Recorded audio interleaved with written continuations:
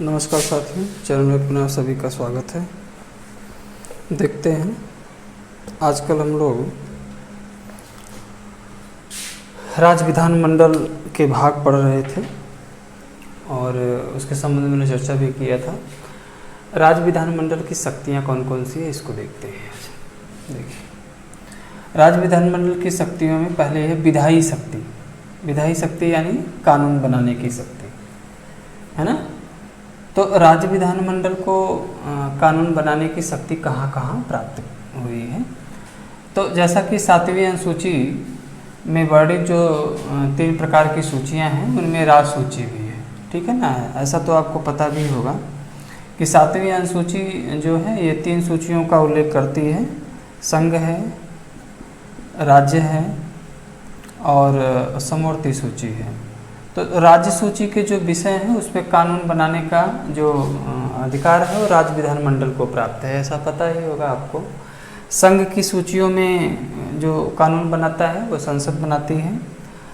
राज्य की सूचियों पे कानून कौन बनाता है, राज्य विधानमंडल बनाती है। और समवर्ती सूची के विषयों पर संघ और राज्य दोनों कानून बनाते हैं। तो राज्य सूची के जो विषय हैं उस पर कानून बनाने का अधिकार किसको प्रदान किया गया है, इसको प्रदान किया गया है, राज्य विधानमंडल को प्रदान किया गया है। तो ये तो आप जान ही गए कि राज्य सूची के विषयों पर कानून बनाने का अधिकार इसको प्रदान किया गया है। अगला है धन विधेयक के संबंध में परिभाषा। तो धन विधेयक के संबंध में जो प्रक्रिया है, तो जैसा कि मैंने पूर्व में भी बताया था कि जो बातें लोकसभा के संबंध में लागू होती हैं वह विधानसभा के संबंध में भी लागू होती है। तो धन विधेयक जैसा कि उसके संबंध में मैंने बताया था कि कोई विधेयक धन विधेयक है या नहीं, इसका निर्णय कौन करता है, लोकसभा अध्यक्ष करता है। सॉरी, ये केंद्र में करता है। और राज्य में कौन करता है, जो विधानसभा अध्यक्ष होगा, ठीक है ना। कोई धन विधेयक है या नहीं, इसका निर्णय कौन करेगा, लोकसभा अध्यक्ष केंद्र में करेगा और राज्य में कौन करेगा, विधानसभा अध्यक्ष करेगा। इसके साथ साथ जो धन विधेयक है सबसे पहले कहाँ पेश किया जाता है, विधानसभा में पेश किया जाता है, विधानसभा में, ठीक है ना। जैसे हमने केंद्र के संबंध में लोकसभा में बताया था, तो ऐसे ही धन विधेयक को केवल विधानसभा में ही पेश किया जाता है सबसे पहले। और कोई धन विधेयक है या नहीं, इसका निर्णय विधानसभा अध्यक्ष करता है, यानी अध्यक्ष करता है कि कोई धन विधेयक है या नहीं। इसके संबंध में आप जान गए, जो बातें राज्य में लागू होती हैं वही केंद्र में भी लागू होती हैं। तो ये प्रक्रिया है इसके संबंध में, तो ये आपको जानना जरूरी है। उसमें जो लोकसभा के संबंध में होगा तो लोकसभा अध्यक्ष करेगा, है ना, और लोकसभा में ही धन विधेयक पेश किया जाएगा। और राज्य की बात है तो धन विधेयक विधानसभा में पेश किया जाएगा। यानी कि कोई विधेयक किसी भी सदन में पेश किया जा सकता है सिवाय धन विधेयक को छोड़ करके। ये बातें आप जानिए, बहुत ही इम्पोर्टेंट है ये, कि विधेयक कोई भी हो, चाहे राज्यसभा में जाए चाहे लोकसभा में जाए, सबसे पहले अगर लोकसभा में है तो राज्यसभा में जाएगा, राज्यसभा में पेश होता है तो लोकसभा में आएगा, ठीक है ना, बाद में राष्ट्रपति के पास जाएगा। वही बातें यहाँ भी लागू होती हैं। तो धन विधेयक केवल विधानसभा में ही पेश किया जा सकता है। और भी राज्य के संबंध में यदि कोई विधेयक पेश होता है तो वह चाहे विधानसभा में पेश हो चाहे विधान परिषद में पेश हो, बाद में राज्यपाल के पास जाएगा। लेकिन धन विधेयक केवल विधानसभा में ही पेश किया जाता है। आगे देखते हैं,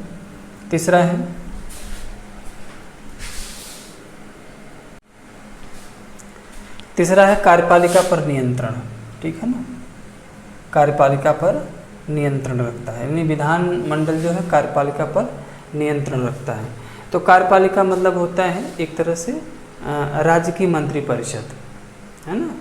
जैसे संघ की मंत्रिपरिषद है तो ऐसा राज्य की मंत्रिपरिषद, यानी कार्यपालिका मंत्रिपरिषद। तो मुख्य रूप से आप ये भी पूर्व में भी मैंने बताया था कि कार्यपालिका अर्थात मंत्रिपरिषद ये विधान सभा के प्रति उत्तरदायी होती है, ठीक है ना। और विधानसभा जो अविश्वास प्रस्ताव पारित करके मंत्रिपरिषद को त्यागपत्र देने के लिए बाध्य कर सकता है, ठीक है ना। तो इस प्रकार की व्यवस्थाएं जो हैं यह कार्यपालिका पर नियंत्रण भी रखता है। कौन रखता है? राज्य विधानमंडल। ठीक है। अगला देखते हैं, चौथा है संविधान में संशोधन की प्रक्रिया देखते हैं, है ना। तो संविधान में संशोधन की जो प्रक्रिया है, तो अब जैसे लोकसभा में पेश होगा कोई विधेयक या राज्यसभा में पेश होगा, है ना। कुछ ऐसे विधेयक होते हैं जिनमें आधे से अधिक राज्यों की विधानसभा के सदस्यों का अनुसमर्थन होना अति आवश्यक है। जैसे यदि कोई संशोधन करना है तो संशोधन में क्या होता है, लोकसभा में विधेयक पेश हो गया या राज्यसभा में हो गया, तो लोकसभा से राज्यसभा या राज्यसभा से लोकसभा आता है। तो कुछ ऐसे विधेयक होते हैं जहाँ पे पूरे देश में जहाँ भी विधानसभा है, पूरे देश में जहाँ भी विधानसभा है, उन संपूर्ण विधानसभाओं के आधे से अधिक सदस्यों का अनुसमर्थन होना अति आवश्यक है, उसके बाद ही संविधान संशोधन माना जाएगा। तो यहाँ भी है, यानी संविधान संशोधन प्रक्रिया में भी राज्य विधानमंडल की आवश्यकता पड़ती है। तो राज्य विधानमंडल में विधानसभा के सदस्यों का अनुसमर्थन होना जरूरी है। तो ये छोटा सा टॉपिक रहा, जैसा कि मुझे विश्वास है आपको समझ में आया होगा। इसके संबंध में जो प्रश्न पूछता है ना, कि 7वीं अनुसूची में वर्णित राजसूची के विषयों पर कानून कौन बनाता है, बहुत ही इम्पोर्टेंट है ये। तो कौन बनाता है? राज्य विधानमंडल बनाता है। तो राज्य विधानमंडल जो है ये 7वीं अनुसूची में वर्णित विषयों यानी कि राजसूची के विषयों पर कानून बनाती है। पहला प्रश्न पूछता है बराबर, कोई धन विधेयक है या नहीं, इसका निर्णय कौन करता है? तो विधानसभा अध्यक्ष करता है। ठीक है ना। कोई धन विधेयक सबसे पहले किस सदन में पेश किया जाता है? तो विधानसभा में पेश किया जाएगा। ठीक है ना। तो ये प्रश्न बराबर पूछता है, बहुत ही इम्पोर्टेंट है ये प्रश्न, बराबर पूछता है। कार्यपालिका पर नियंत्रण, जैसा कि हमने बताया भी कि राज्य विधानमंडल करता है। संविधान में संशोधन करने की प्रक्रिया में भी राज्य विधानमंडल का रोल होता है। जैसा कि आधे से संपूर्ण भारत में जितने भी राज्य हैं, उन राज्यों की विधानसभाओं के आधे से अधिक सदस्यों के अनुसमर्थन से ही कोई विधेयक सदन में पेश किया जाता है। तो ये बहुत छोटा सा टॉपिक रहा। जैसा कि मुझे विश्वास है वीडियो आपको अच्छी लगी होगी। बहुत बहुत शुभकामनाएं, बहुत बहुत धन्यवाद।